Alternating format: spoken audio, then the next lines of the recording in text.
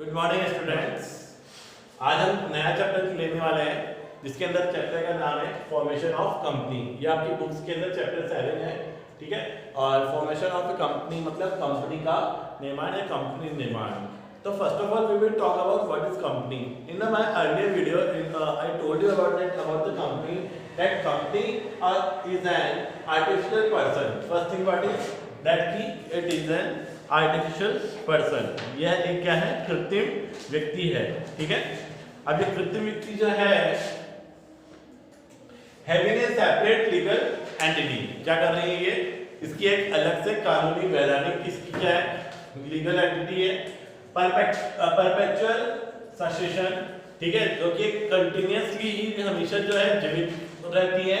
And a common seed, यानी four things we have notice that first is the artificial person, second is a separate legal entity, ठीक है, third is a perpetual succession and fourth is a common seed. These 4 points are define what is company। क्या कि एक वापस repeat कर रहा हूँ कि एक आर्टिफिशियल पर्सन है, यानी एक कृत्रिम व्यक्ति है जिसका एक अलग से वैधानिक अस्तित्व होता है, ठीक है, जो एक कंटिन्यूअस परपेचुअल एसोसिएशन यानी जो कभी समाप्त नहीं होती है। एंड अ कॉमन सीड, जिसकी एक सार्वभौम मुद्रा होती है। I hope you all got it this points completely. Okay, now and we are let's talk about types of companies. Earlier I told you that about the companies have 3 types, like private company, public company, government company. But in your NCERT books, one company is also mentioned in a very short, like OPC is one person company. That is OPC. In your NCERT books, I have mentioned in a very short para what is OPC. So we don't have to need about it talk more. But the private company, the public company, and the government company. The private company, which is that company जो कि private company है, जो government company नहीं है, ठीक है। And the government company which is जो public और प्राइवेट कंपनी नहीं है, जो कि सरकारी उपक्रम यानी सरकार के अंडर में होती है, अंडरटेकिंग में होती है, ठीक है। और पब्लिक कंपनी और जो है वो भी एक तरह से क्या है, क्या जो जनता सार्वजनिक होती है, जो जिसके अंदर जनता का पैसा लगता है, ठीक है। आगे आपको समझ में ये 4 प्रकार की कंपनीज है, पर यहाँ पे हम लोगों ने यहाँ पे 3 के बारे में जो है रीड कर रखा है, बाकी के बारे में 1% के लिए आपके एनसीईआरटी बुक्स में छोटा पैरा है, तो हमें इसके ऊपर ज्यादा डिस्कस करने की जरूरत नहीं है, ठीक है। Now we see the stages involve in promote of a company. किसी भी कंपनी की स्थापना के लिए जो प्रमोट करने के लिए जो स्टेजेस हैं, जो उसके चरण हैं, उसके बारे में बताते हैं इसके अंदर।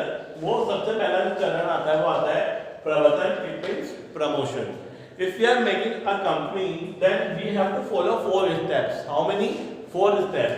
The first step is that promotion, okay, the promotion is mean that प्रवर्तन। Second, incorporation of registration, then we forward in the second step which is the incorporation or registration, यानी क्या हुआ? कंपनी का समामेलन, ठीक है। then third stage is subscription, it means अभिदान। अब subscription कब आता है? जब हम जनता से पैसा मांगते हैं, जनता मीन्स पब्लिक। वापस नोट कीजिएगा कि यदि कंपनी प्राइवेट है तो वह सेकंड स्टेज के बाद में अपना बिजनेस शुरू कर सकती है। क्यों? क्योंकि प्राइवेट कंपनी जनता से पैसा नहीं लेती है। बट यदि वो पब्लिक कंपनी है यानी सार्वजनिक कंपनी है, then they have to follow the third stage also which is the subscription, ठीक है। यानी इस सब्सक्रिप्शन में क्या होता है, वो कंपनी की जो कैपिटल होती है, उस कैपिटल के अकॉर्डिंग वो क्या करता है, आगे वो जनता के अंदर अपना पैसा की डिमांड करता है और फिर जनता उसके शेयर्स परचेज करती है, ठीक है। And the fourth is commitment, ठीक है। कमिटमेंट मींस व्यवसाय प्रारंभ करना। देन फोर्थ, उसके बाद में उनको क्या होता है, a certificate issued by the ROC, certificate issued by the ROC. What is the ROC? Registrar of Company. ठीक है, इसको हम क्या कहते हैं ROC। अब देखिए आपको यदि याद नहीं रहे इसके स्टेजेस, देखिए स्टेजेस कभी भी अप एंड डाउन नहीं होते, पर यदि आपको इसके स्टेजेस याद नहीं रखते हैं देन आप लोग याद कीजिए केवल PICS। क्या मतलब हुआ इसका? Pics.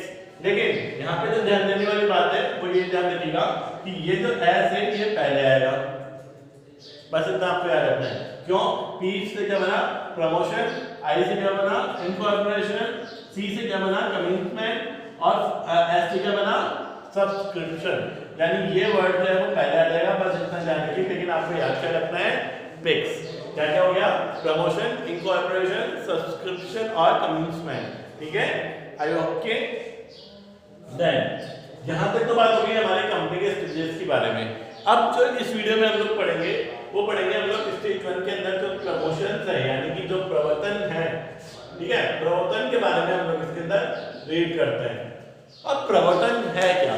That is the first stage in promotion of a company.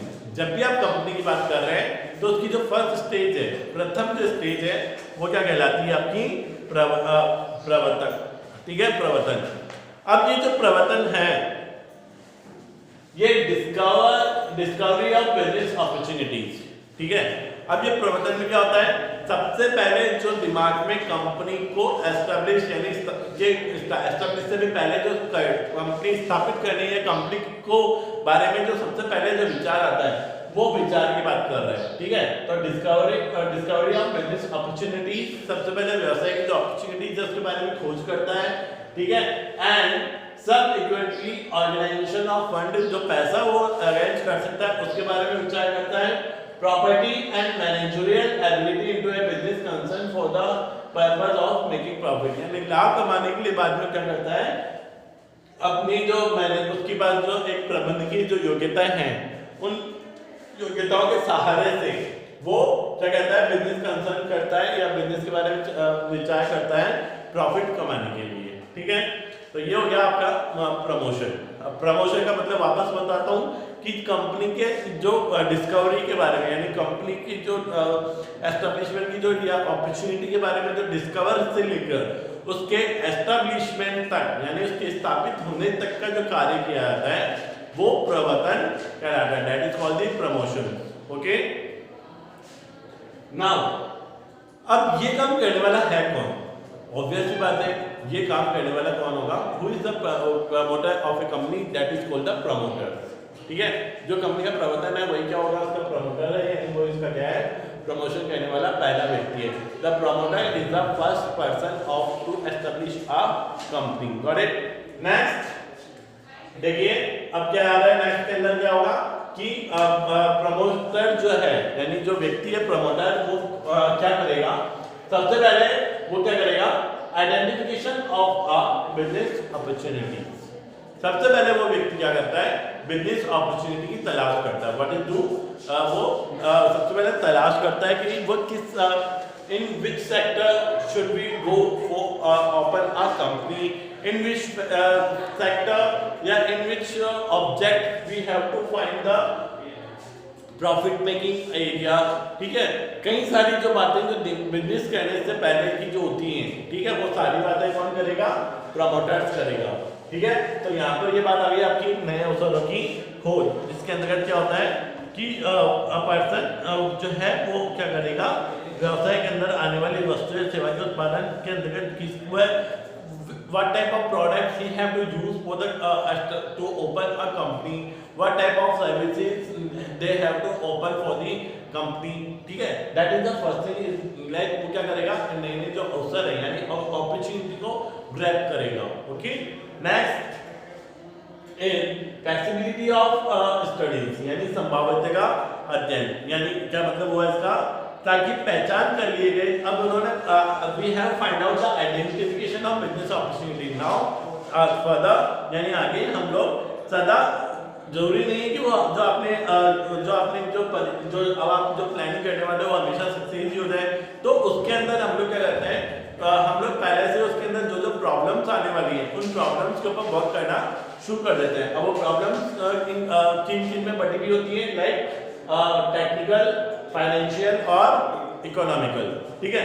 Technical यानी तकनीकी में तो ऐसा हो गया, जैसे मान लीजिए हम लोग कुछ ऐसा कुछ we are doing something new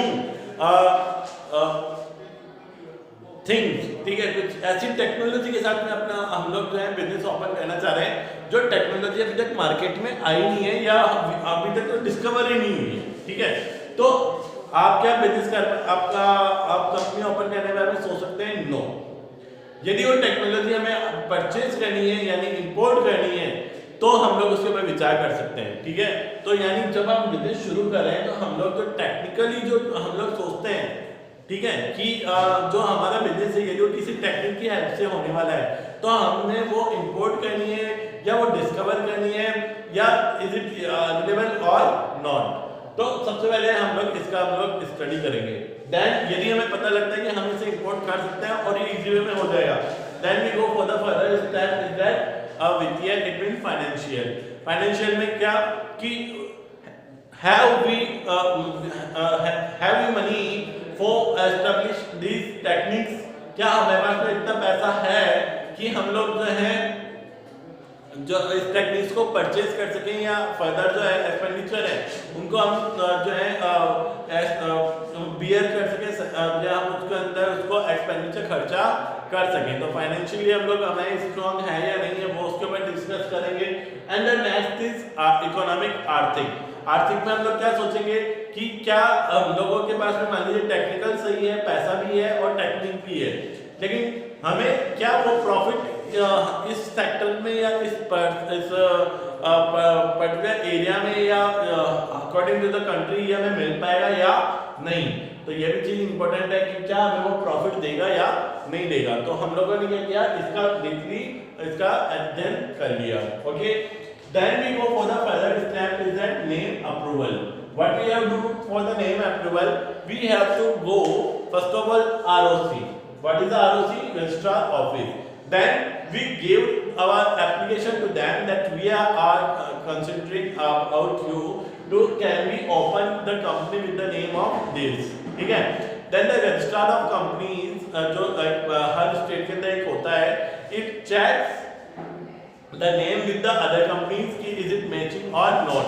If it is not matching or is it according to the norms of the company, then it gives permission to open the company. Otherwise it stop the plans of the promoters and they say you know you have to change the name of the company or you have to do something else, ठीक है। कल मिला के क्या मतलब हुआ कि जो रजिस्ट्रार ऑफ ऑफिस है उसके अंदर हम लोग क्या देते हैं, अपना नाम देते हैं। नाम देने के बाद में कंपनी का वो लोग चेक करते हैं कि क्या ये उनके कंपनी के नॉर्म्स के अकॉर्डिंग है या नहीं है, क्या ये नाम उचित रखा गया है या नहीं है, इस नाम से और कोई कंपनी मैच तो नहीं हो रही है। इन सब बातों को ध्यान में रखने के बाद में क्या होता है, वो कंपनी का नाम को अप्रूवल करते हैं, ठीक है। नेम अप्रूवल के बाद में अपॉइंटमेंट ऑफ प्रोफेशनल वो क्या करते हैं, जो है प्रमोटर्स जो हैं वो प्रोफेशनल्स को अपॉइंटमेंट करते हैं, ठीक है। यहाँ पे फोर्थ और हो जाता है, देखा जाए तो वो क्या होता है, बोर्ड ऑफ डायरेक्टर्स के बारे में उनके लिखित में सिग्नेचर साइन बाय, यानी वो क्या करते हैं, फिर जो टीम है यानी बोर्ड ऑफ डायरेक्टर्स है, जो व्यक्ति जो कंपनी के अंदर जो मेन होंगे उनके बारे में उनके सिग्नेचर लेके भी उनका नाम जो है आगे की ओर दिया जाता है, ठीक है। फोर्थ इसके बाद जो नेक्स्ट स्टेप है वो क्या हो जाएगा, अपॉइंटमेंट ऑफ प्रोफेशनल। अब प्रोफेशनल में कौन कौन आते हैं, वैक CA CS other professional helper, जो भी व्यक्ति होते हैं इन सबको क्या किया जाता है, अपॉइंट किया जाता है, क्योंकि इन्हीं की सलाह के द्वारा कंपनी को आगे की जो प्रोसेस है या ना प्रोसेस है वो इन्हीं की सलाह के साथ में काम करते हुए आगे की ओर बढ़ाई जाती है। Then the last is preparation of regarding document. Regarding documents के अंदर क्या क्या आते हैं, जैसे MOA memorandum of association and memorandum of undertaking MOU, ठीक है। एमओए और ये सारे जो होंगे इनको तैयार, ठीक है। तो यहाँ पे जैसे मेमोरेंडम ऑफ अंडरटेकिंग और ये जो है ना ये सारी चीजें ये सारे वो क्या करेंगी, एमओए और एसेट्रा ये कंपनी के अंदर दिए जाते हैं, ठीक है। और इसके बाद में फिर कंपनी एस्टेब्लिशमेंट की प्रोसेस शुरू हो जाती है। तो कुल मिला के जो फर्स्ट स्टेज है वो इन्हीं के बाद में फर्स्ट स्टेज कंप्लीट हो जाती है, फिर आगे की ओर बढ़ते हैं सेकंड स्टेज की ओर। तो जो मेरा नेक्स्ट वीडियो आएगा उसके अंदर हम लोग डिस्कस करेंगे इनकॉर्पोरेशन और रजिस्ट्रेशन की, रजिस्ट्रेशन या इनकॉर्पोरेशन की क्या प्रोसेस है और उसके क्या क्या स्टेजेस आते हैं, ठीक है। तो I hope you all knowledge about the company formation first stage which is the promotion and who do it, the promoters. It is also asked you to the question about it, और ये थोड़ा promotion जो है वो आपके exam के point of से important भी है, ठीक है। इसके स्टेजेस इम्पोर्टेंट है और आपको ये याद करने की मैंने बताया, फिक्स तो याद रखिए लेकिन पहले आ जाएगा, बस इतना ही भी ध्यान रखिएगा, ठीक है। So take care, bye bye.